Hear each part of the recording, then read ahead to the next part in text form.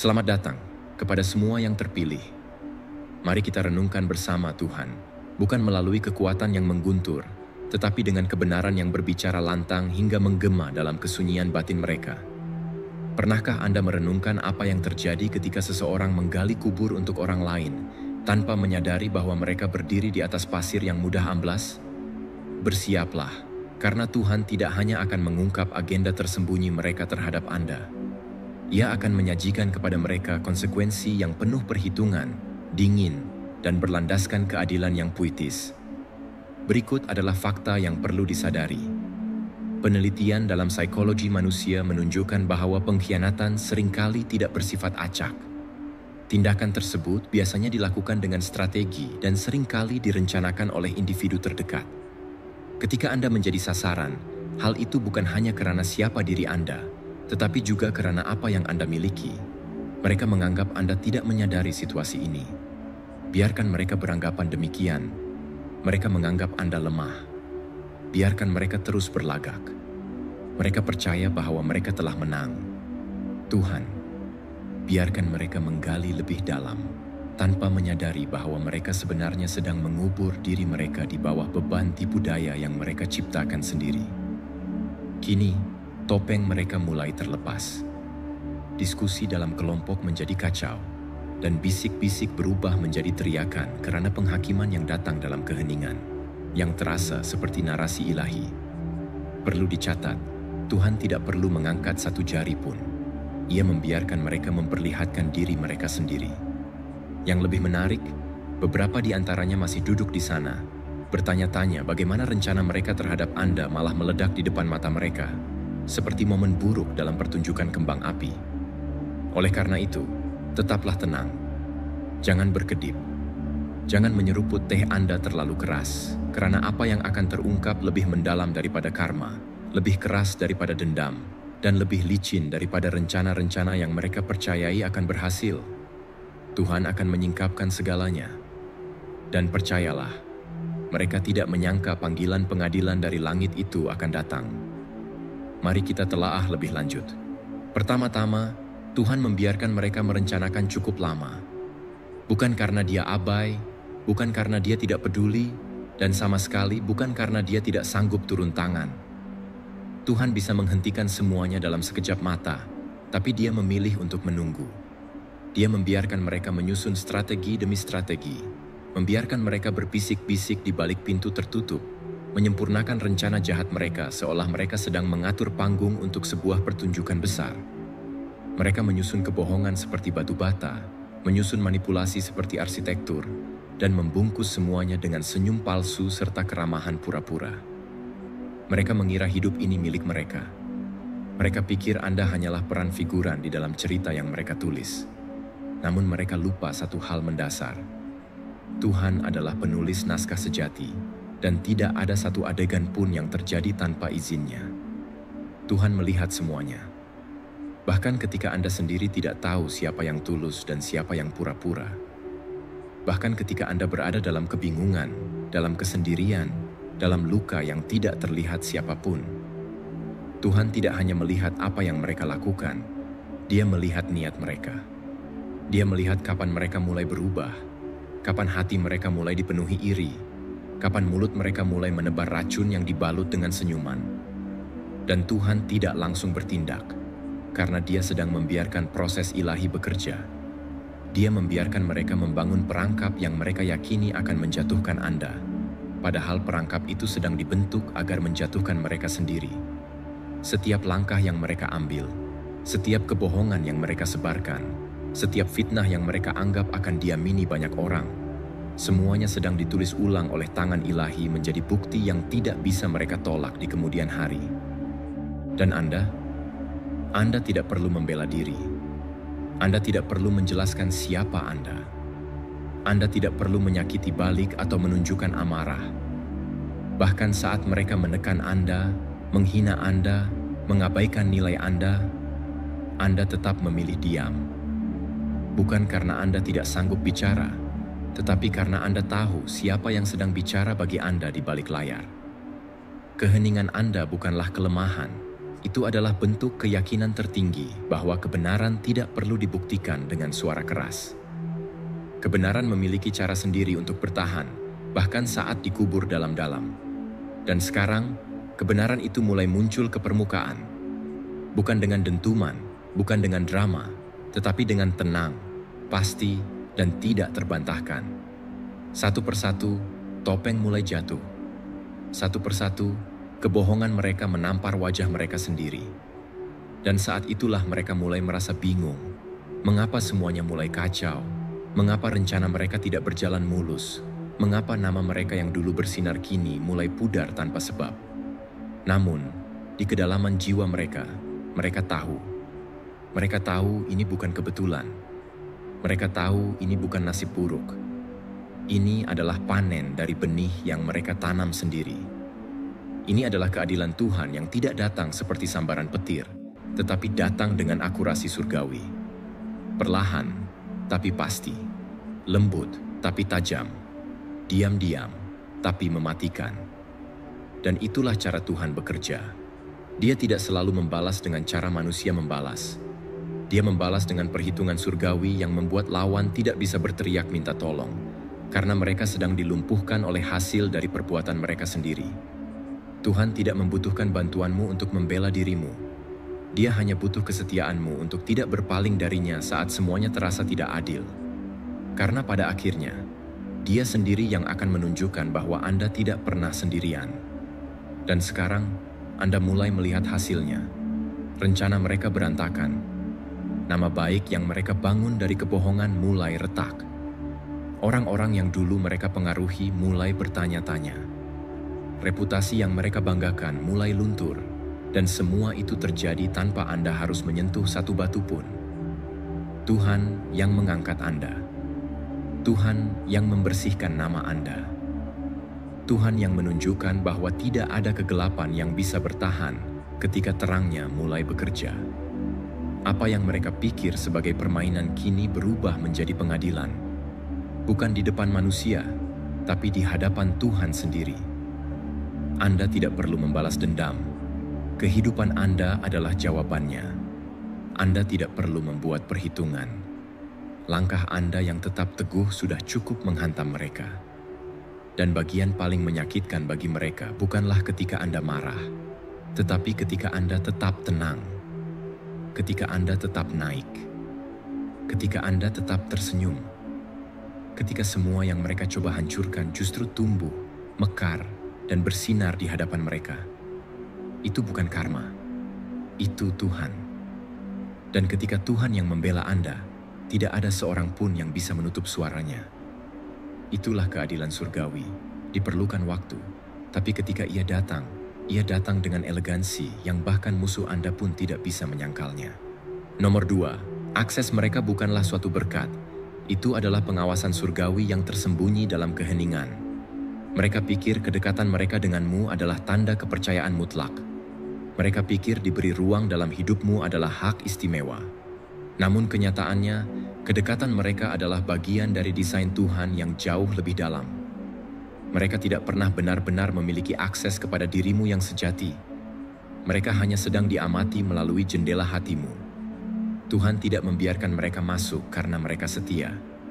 Dia tidak memberi mereka tempat di sekitarmu karena mereka layak. Dia membiarkan mereka berada di sekitar hidupmu untuk satu alasan, agar motif mereka dapat terungkap. Dia memberi mereka kesempatan untuk menunjukkan siapa mereka sebenarnya. Dan mereka menggunakannya bukan untuk membangun hubungan, melainkan untuk menguji seberapa banyak dari dirimu yang bisa mereka ambil, seberapa jauh mereka bisa mendorongmu tanpa terlihat, dan seberapa dalam mereka bisa merusak sambil tetap berpura-pura tersenyum. Setiap tindakan kecil yang mereka anggap tidak berarti, sindiran halus, pertanyaan meragukan, pujian yang menyakitkan, kehadiran yang pasif tapi menghakimi, semuanya tercatat. Mungkin olehmu, tapi yang pasti oleh Tuhan.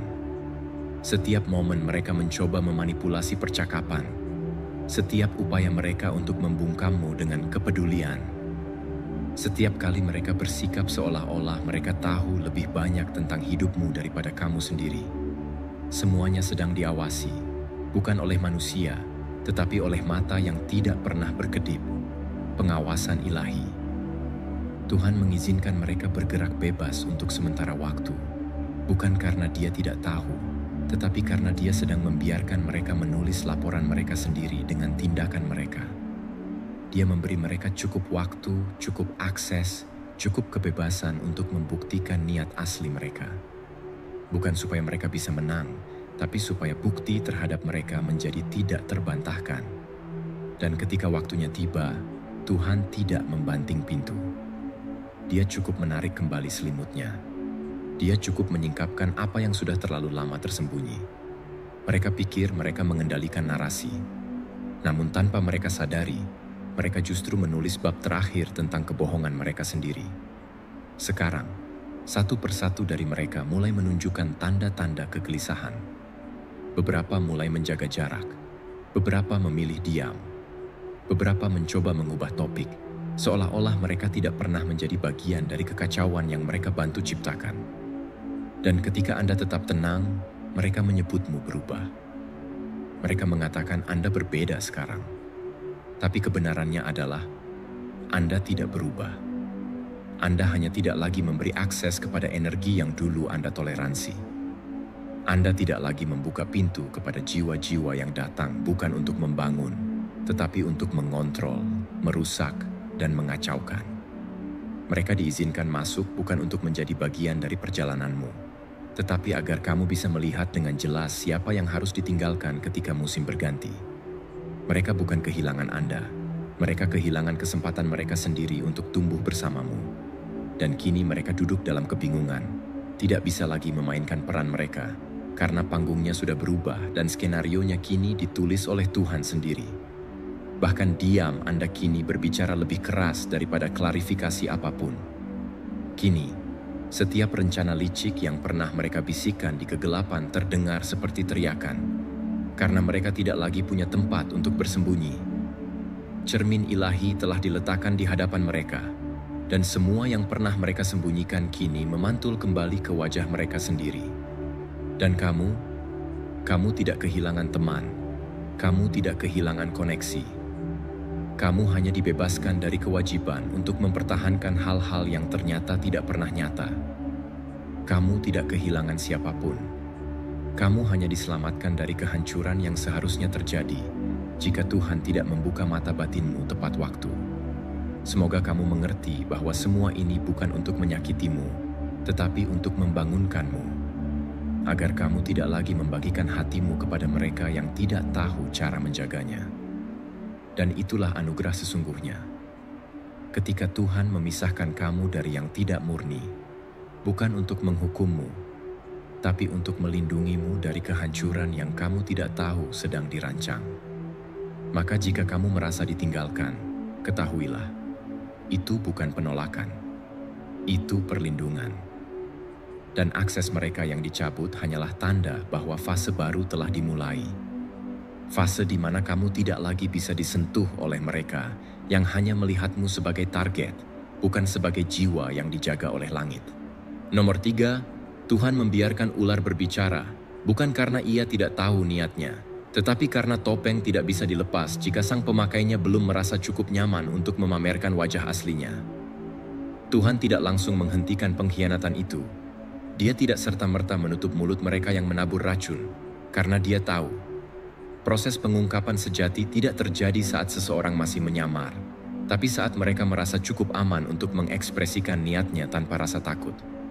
Itulah yang terjadi padamu. Kamu tidak ditipu karena kamu lemah. Kamu tidak dibodohi karena kamu tidak sadar. Kamu diserang secara halus karena kamu memiliki cahaya yang membuat ular tergoda untuk mendekat, bukan menjauh.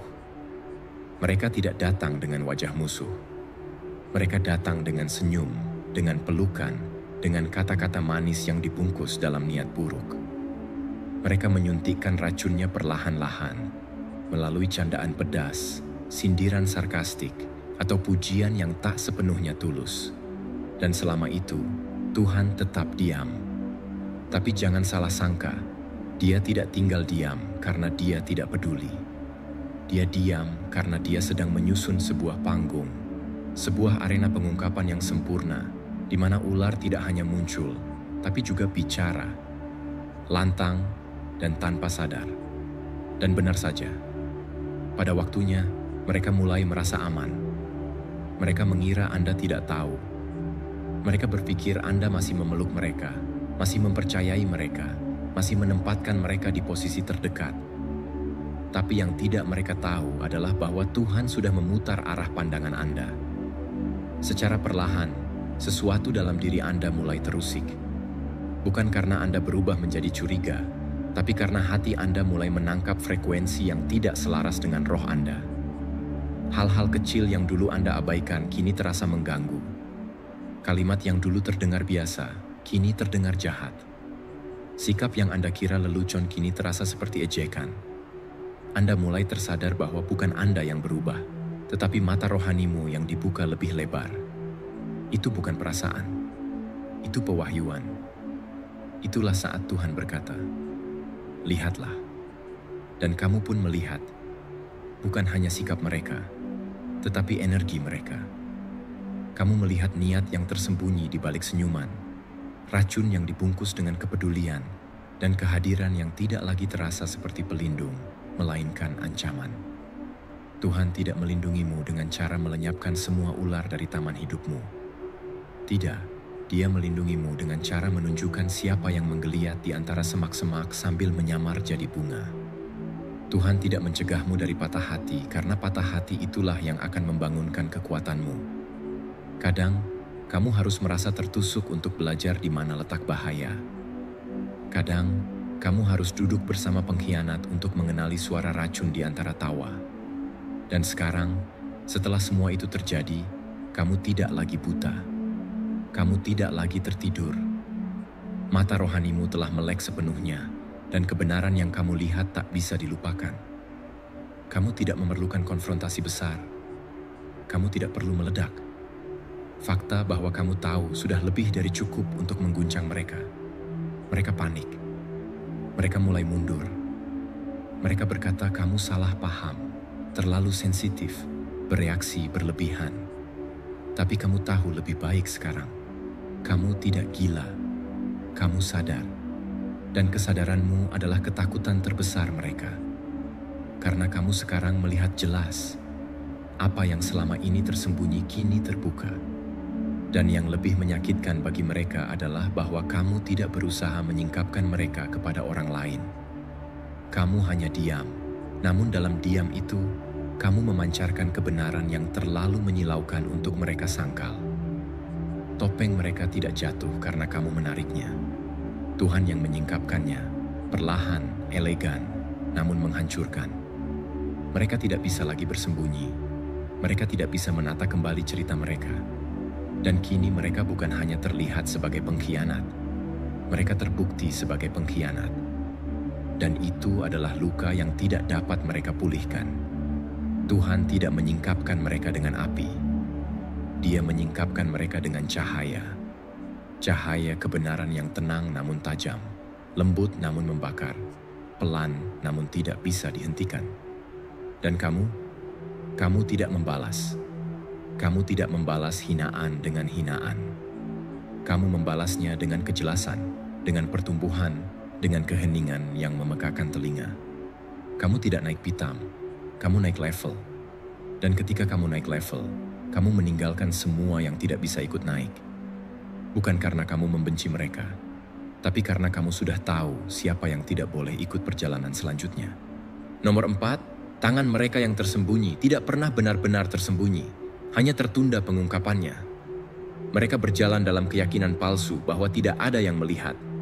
Mereka merencanakan dalam diam, mengetik pesan-pesan bernada racun, lalu menghapusnya seolah-olah jejak mereka akan hilang bersama waktu. Mereka berbisik di balik pintu tertutup, merapatkan barisan dengan wajah palsu, menyusun sandiwara dengan hati yang penuh siasat. Mereka meyakini bahwa selama tidak ada manusia yang menyaksikan, berarti tidak ada yang perlu dikhawatirkan. Mereka percaya bahwa kegelapan memberikan mereka perlindungan. Tetapi inilah kesalahan fatal mereka.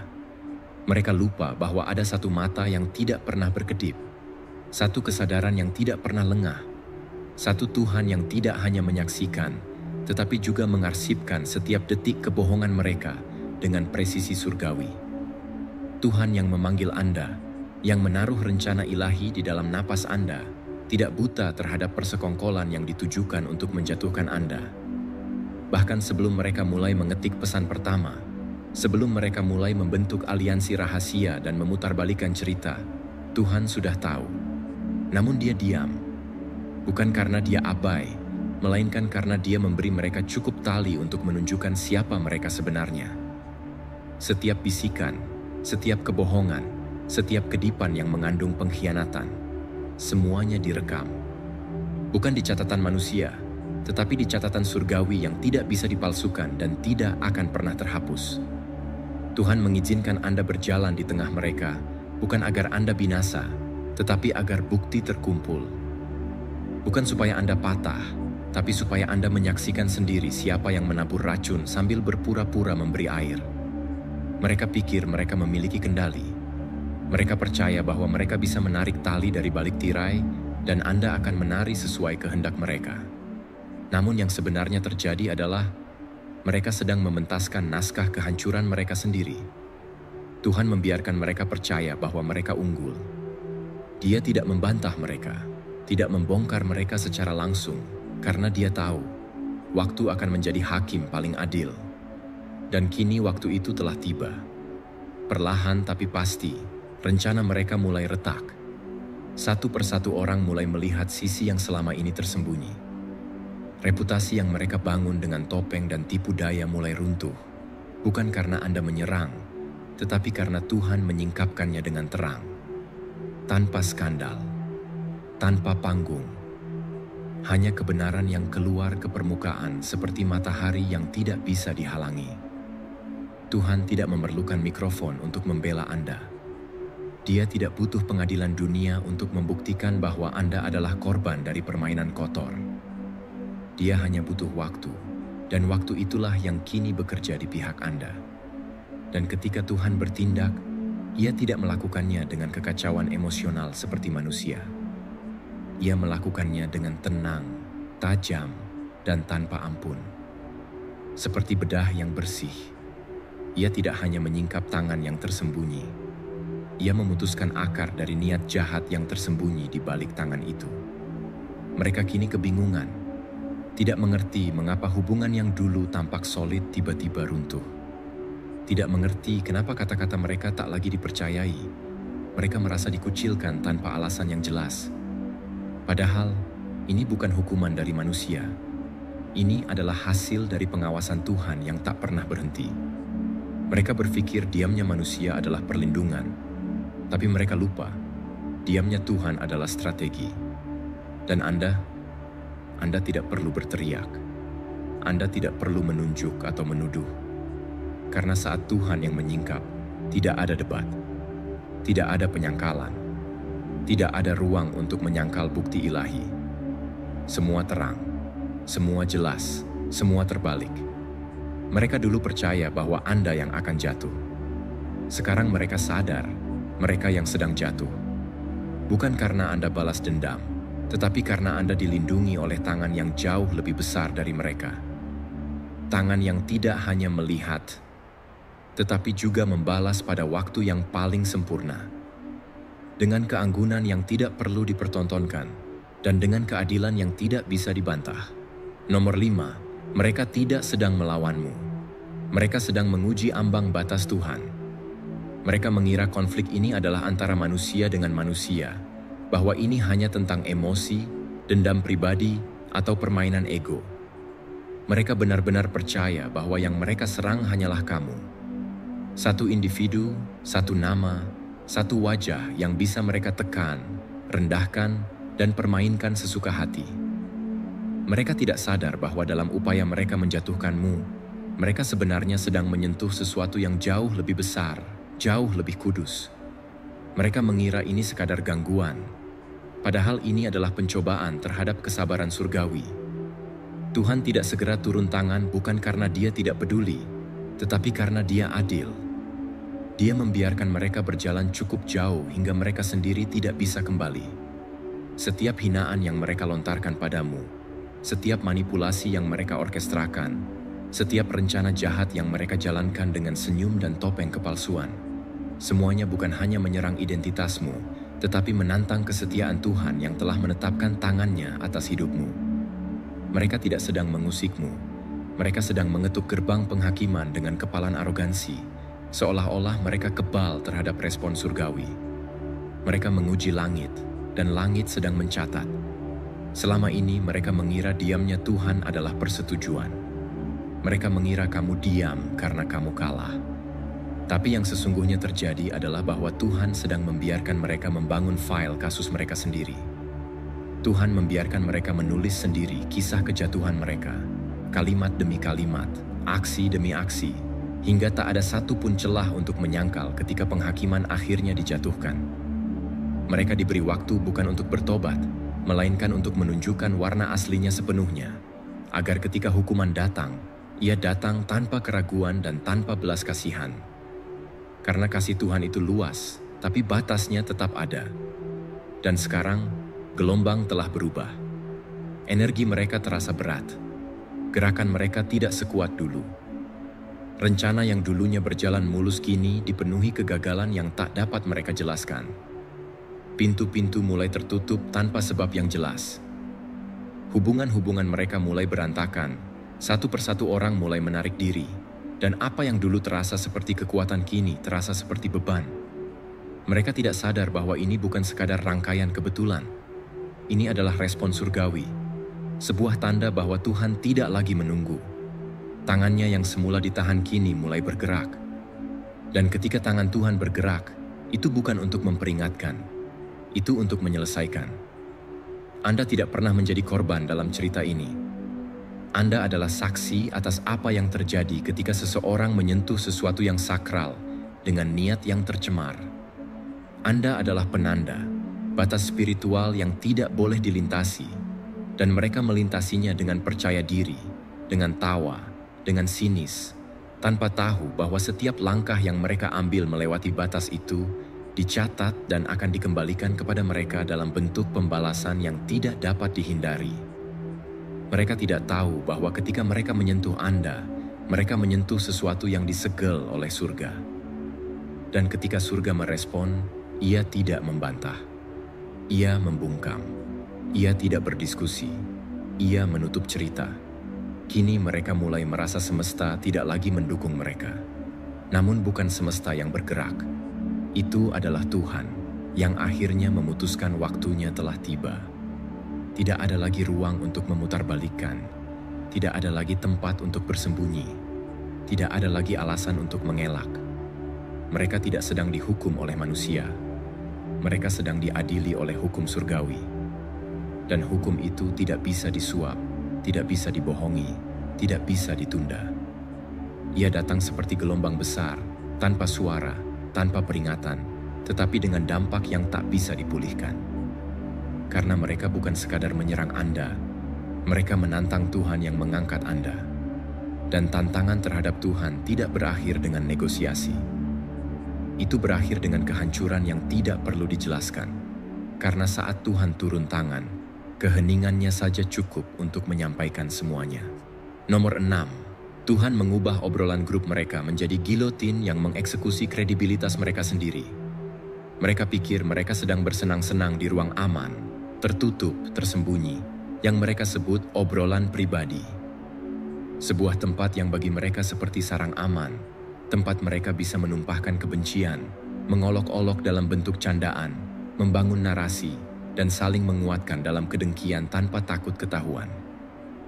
Mereka merasa tak tersentuh karena keyakinan mereka sederhana. Tak seorang pun akan tahu. Namun mereka lupa satu hal penting. Tuhan tidak pernah meninggalkan ruang manapun yang mengandung niat jahat terhadap anak-anak pilihannya. Tidak peduli seberapa kecil grup itu, seberapa hati-hatinya mereka merencanakan, atau